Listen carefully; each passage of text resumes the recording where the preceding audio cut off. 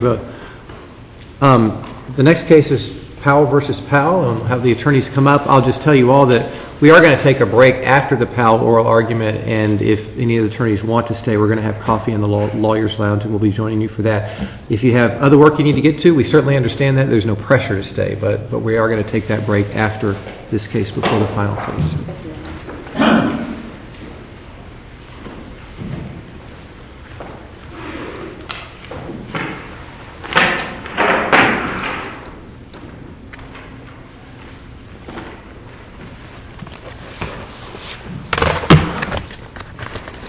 Court, just bear with me a moment to get all my stuff arranged here. Sure, I'm pulling all your stuff up here on my computer too. So.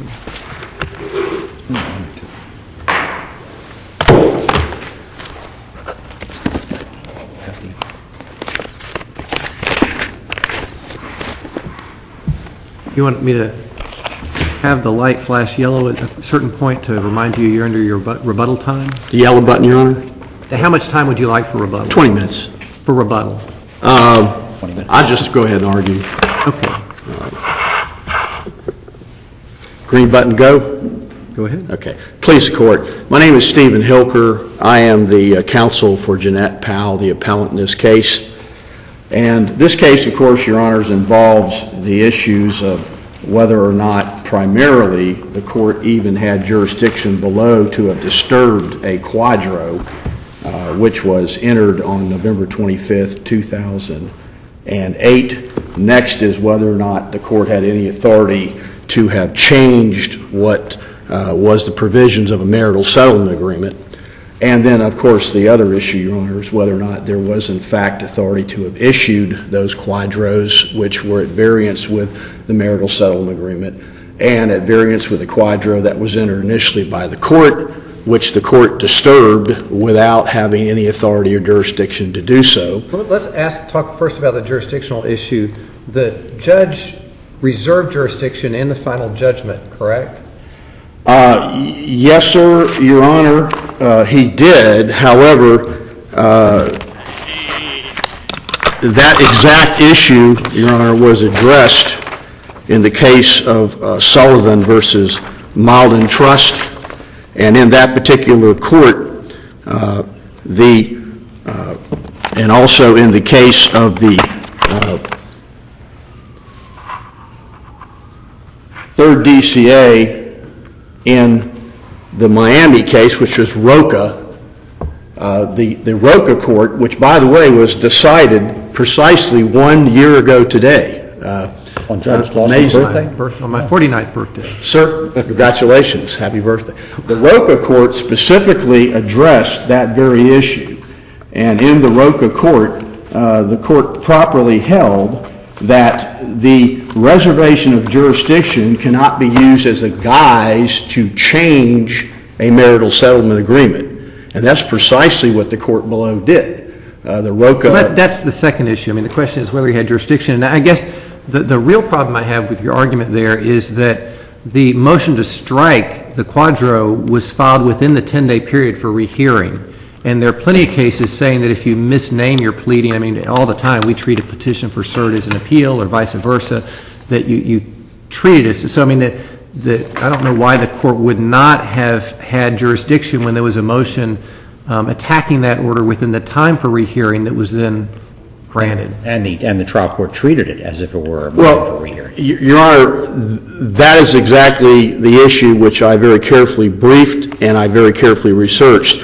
I cite the case of Sullivan versus Malden Trust. Sullivan was at 632 Southern 2nd 223. In the Sullivan case, a motion to vacate, which is basically, in essence, a motion to strike, that is, get rid of an order that was entered, was specifically held as not... In Sullivan, how long after the order was that? Sir? How long after the order was entered was the motion to vacate?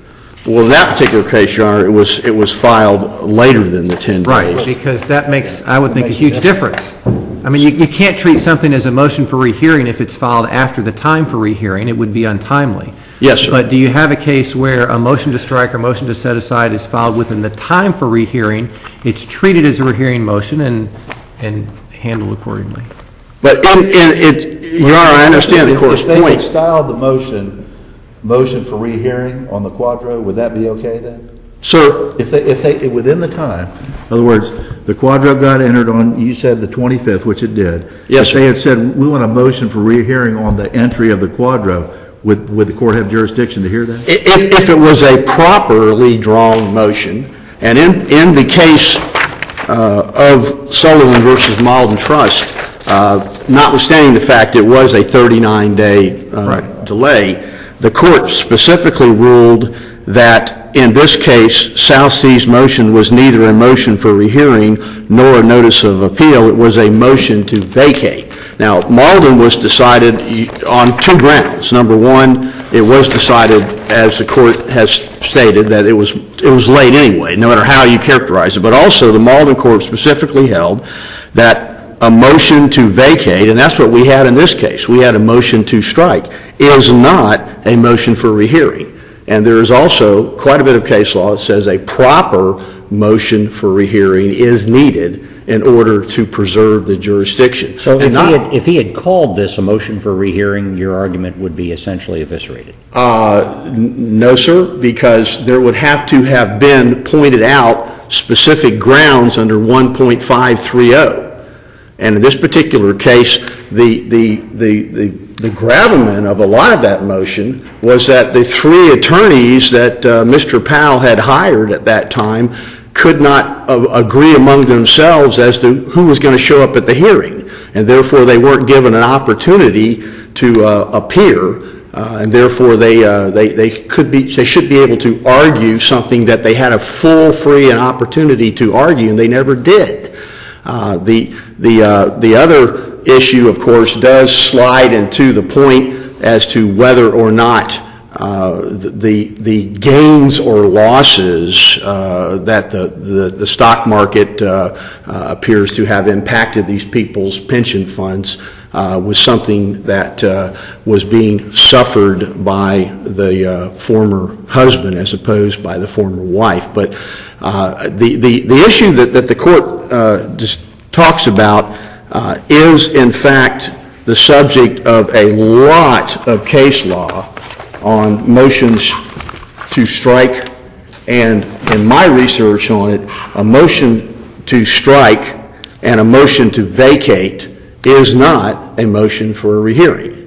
And therefore, when the court, in fact, entered that quadro, if in fact a motion for rehearing as required by Rule 1.530 had been filed within 10 days, then the effectiveness of the order. So you're saying that there are no cases that allow a court to treat something as a properly, I mean, if something is misnamed, as we do, as I said all the time in my recent experience, is we treat a pleading as if it was filed under the correct rule or is properly named, even if it's not all the time. And there are plenty of cases at the appellate level saying that that's the proper thing to do, and I believe that there are plenty of cases at the trial court level too saying that, you know, you can, the name of the pleading isn't necessarily dispositive, that you can treat it as something. Well, in Olson versus Olson, this court construed a motion to set aside a final judgment as a motion for rehearing. I think the rules even say it. Yeah. Well, Your Honor, I would cite to the court Pennington versus Waldheim, which is at 669 Southern 2nd, 1158. Also, I would cite to the court Jones versus Treasure, which is 984 Southern 2nd, 634. Talley versus Canal Indemnity Company, which is 558 Southern 2nd, 1088. Panison versus Panison, which is 825 Southern 2nd, 523. And I think Remington versus Remington, which is 705 Southern 2nd, 920. All of these cases dealt with the issue of what is a proper motion for rehearing, and those cases support the position of Mrs. Powell that this properly noticed hearing of which the three attorneys the former husband had couldn't decide among themselves who was going to show Wasn't the problem really that your client had improperly moved to disqualify one of the attorneys who shouldn't have been disqualified and interjected? I mean, wasn't that the problem? Well, notwithstanding, there may have been an issue, arguably, we don't agree with that, but notwithstanding whether or not there was an issue as to whether one of these three attorneys representing Mr. Powell at that time may have had some sort of a supposed conflict, there were still two other folks that could have showed up.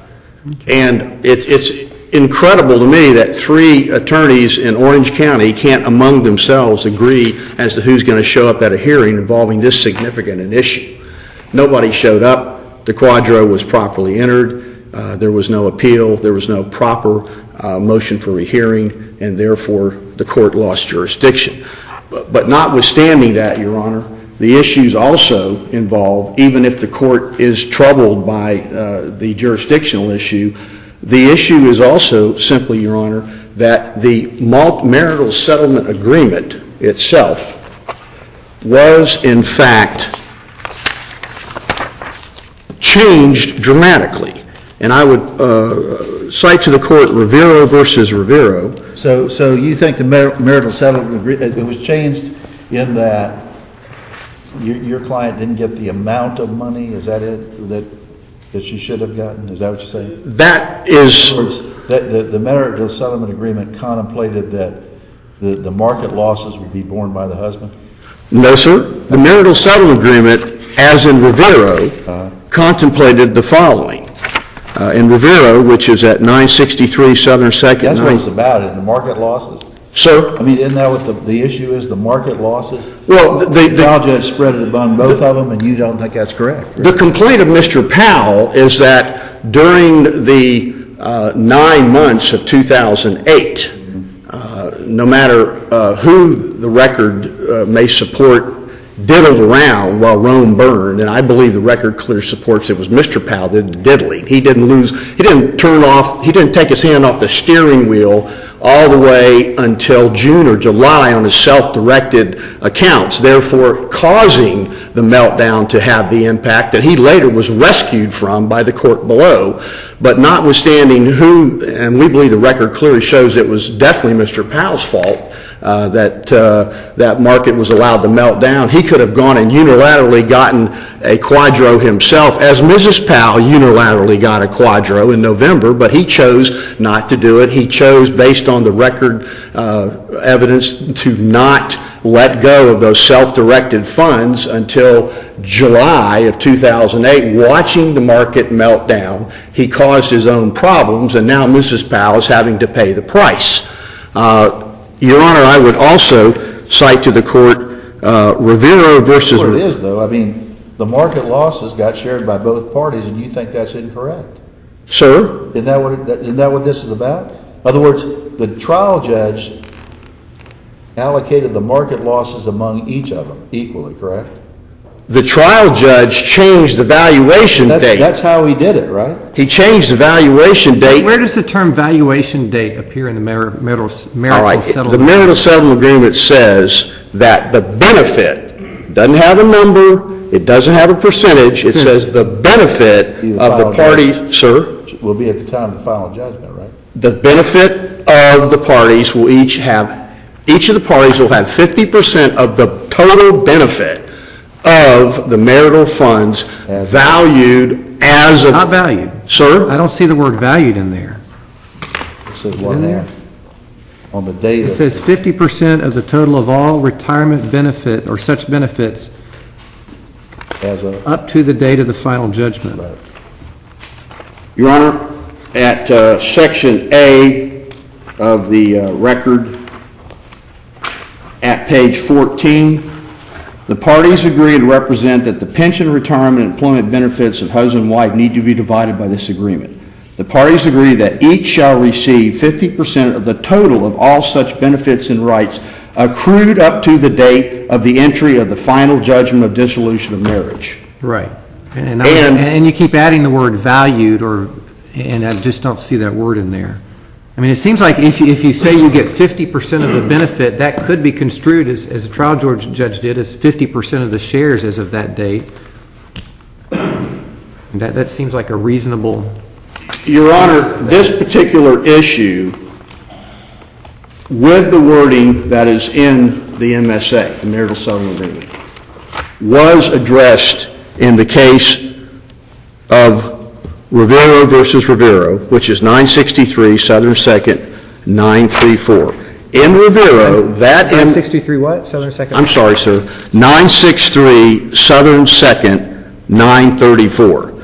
In that particular case, the appellate court had paragraph 8 of the MSA in the Rivero case specifies that the parties have amicably divided all marital property and provides, and here's the important part, Your Honors, the husband and wife shall each be entitled to 1/2 of the present value of the husband's profit-sharing plan. In this particular case, that's precisely, basically, since the MSA was signed October 31st, and the MSA itself... See, that what seems like a critical difference to me is it said 50% of the value as of a date, and this agreement, by contrast, doesn't say anything about a date of valuation. It just says 50% of the benefit. Well, Your Honor, it specifically says that the parties shall each receive 50% of the total of all such benefits. Benefits would, of course, be the values of the shares, the beneficial ownership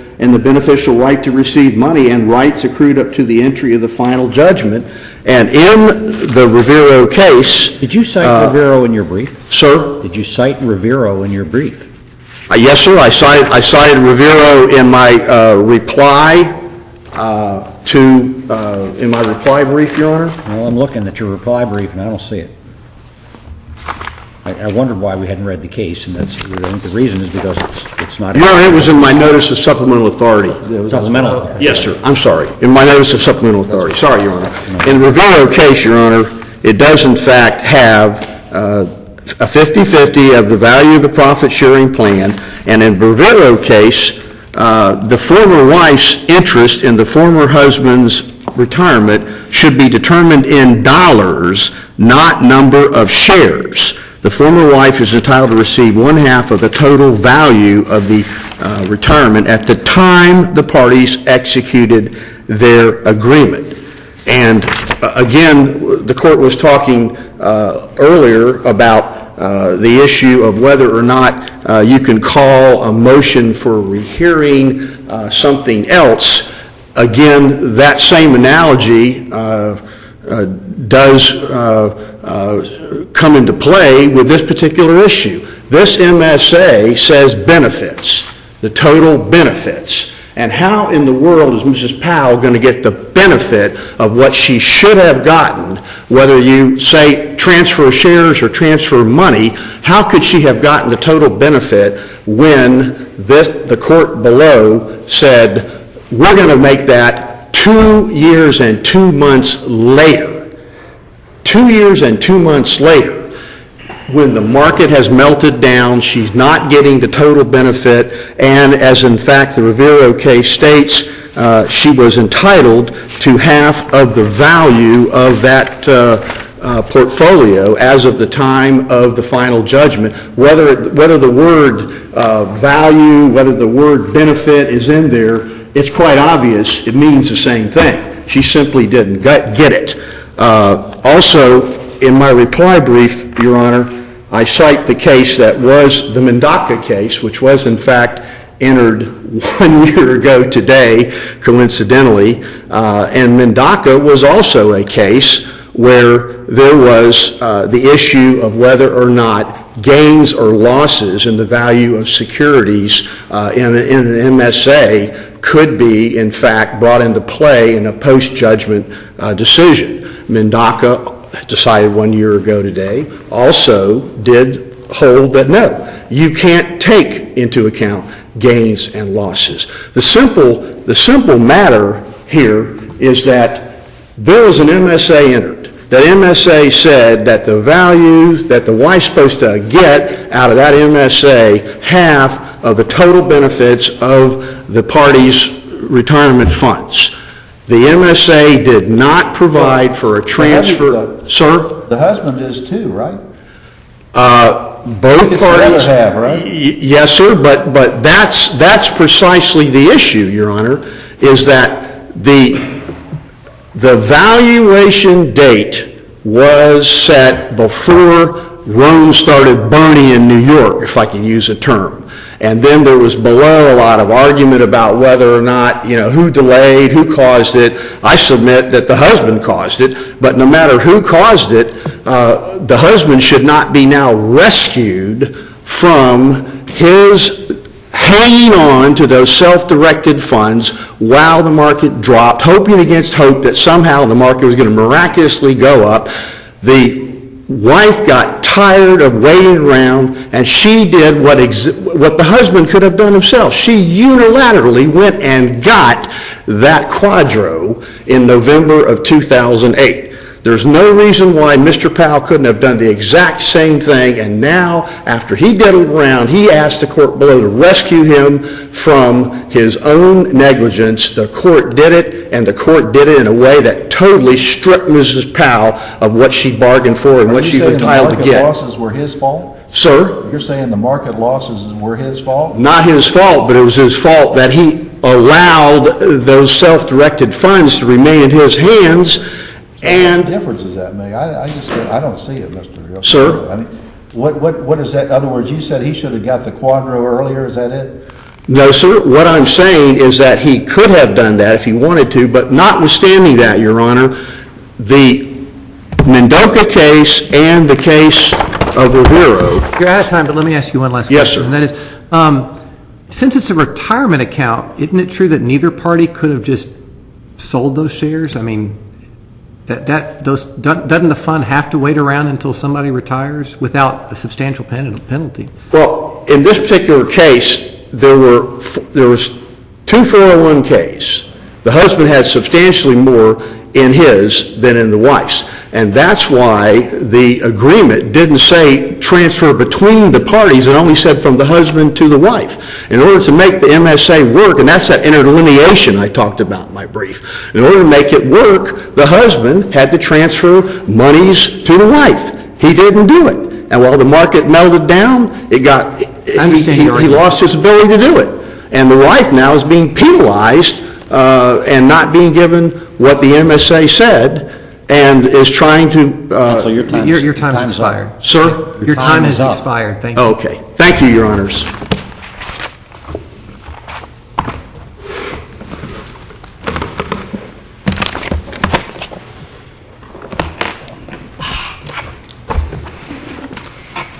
Good morning, Your Honors. Good morning. Steve Lawrence on behalf of Mr. Powell. Judge, I guess basically I just want to start by addressing sort of the facts of the case. In listening to counsel, as I understood his argument, he's deferring a lot of the blame on Mr. Powell for whatever, and the facts simply do not speak to that, and we're bound by the record that's before you. And the record that's before you would tell you this, is that they entered into a marital settlement agreement, a final judgment. Neither of those documents addressed the issue about who it was that was to prepare the documents that would effectuate the agreement of the parties. And Your Honors are obviously aware that there were 5 different plans that the parties had. 2 401ks, 2 RRAs, and a defined benefit plan, all of which required either qualified domestic relations orders or domestic relations orders. So the bottom line is that somebody had to effectuate that. Well, my client took that responsibility upon himself. He retained the law firm of Gray Robinson in Orlando to begin that process, and he did so at the first part of January. This divorce was in December, and in January of 2008, he undertook that. And he did that on his own. It wasn't his responsibility, but something needed to be done, so he did that. Bottom line is, Gray Robinson, knowing that it would be nice to have the cooperation of the parties, and this is all in the record, contacted Ms. Powell and they together started working on quadros that would effectuate this. About midway through the process, the parties, realizing that Gray Robinson was going to charge them to do 5 quadros, or actually 2 quadros and 3 domestic relations orders, said, wait a minute, time out. How about, can you do this all in one? And so Gray Robinson tried to do that. Well, they submitted documents to Lockheed Martin. Lockheed Martin approved those documents. And Gray Robinson, on behalf of Mr. Powell, went to Ms. Powell and said, hey, here you go. These have been approved. This was in March of 2008. And Ms. Powell initially gave her approval, but within the following week, she rejected that approval. She turned around and said, no, I don't agree. All of these documents are part of the record, all dealt with the issue of gains and losses, because it's how you deal with these kinds of accounts. We all recognize that while I'm talking in the next 20 minutes, the value of these accounts will go up and down. So you don't assess a numeric value to them. You divide them by the shares that are there. And the shares, as the judge in this case so aptly put, I thought, was that on a high tide, the shares are going to rise, and on a low tide, they're going to fall. And they're going to fall to either the benefit or the detriment of both of the parties, which is exactly what happened in this case. Bottom line is that after Ms. Powell refused to have the quadro submitted, in June, June 2008, Gray Robinson started trying to work on a different kind of a quadro. And they were working on that quadro in November, and in fact had produced a quadro, a single quadro, because the parties had directed them to try to do it all in one. They produced one single quadro, and in it they had equitably divided the number of shares, 50-50, and had given $20,000 to Ms. Powell, according to the final judgment. But Ms. Powell, on November the 25th, and how all this came about was she took the quadro prepared by Gray Robinson. She eliminated the language of gains and losses and inserted a numeric value of $124,000 and change. I don't remember the exact number. At or about the same time, as the court inquired earlier, she had made an allegation against his then counsel that there was some impropriety, and so he was in the process of withdrawing. But I would respectfully disagree with Mr. Hilker. The issue that was presented by the motion to strike, really, even though the motion to strike dealt with that issue and why no one was there, that wasn't the issue on the motion to strike. The motion to strike also laid forth exactly what the issue that is before this court, because the granting by the court of the numeric value would have given Mr. Powell all of the losses that would have occurred since the final judgment. And he's the one that actually had undertaken and paid for all this to get it to that point. Wouldn't you agree that if the marital settlement agreement had said that each party shall be given half of the value of the account as of the date, that you would lose irrespective of any of these facts? I mean, yes, I would agree with that. And as a matter of fact, Mr. Hilker cited, I think, the Rivero case, and that's what the Rivero case said. It used the word value. And in their marital settlement agreement and in their final judgment, it used the word value. The word value is not present in what's before this court. It is apples and oranges, in my opinion. So the bottom line is that the only counsel that actually was presently in the case at the time was Gray Robinson on behalf of Mr. Powell, and they correctly filed a motion. Now, you may argue, was it properly a motion to strike? Was it a motion for rehearing? But the court has already recognized there are a number of cases that stand for the proposition that the style is really not nearly as significant as what is the content and the issue that's presented by the motion, and are granted routinely. And I would also point out, as I did in my brief, that there was subsequently a hearing on that motion. And the attorney that represented Ms. Powell never objected to that. They never raised any objections legally, procedurally, jurisdictionally, subject matter, you name it. There were no objections whatsoever. And I cited in my brief case that stood for the proposition that if you are, they're raising the issue about jurisdiction, well, the time to raise that issue would have been whenever that motion was heard before the court in March of 2009. Well, if it's truly a jurisdictional issue, that can be raised at any Well, time. if it's truly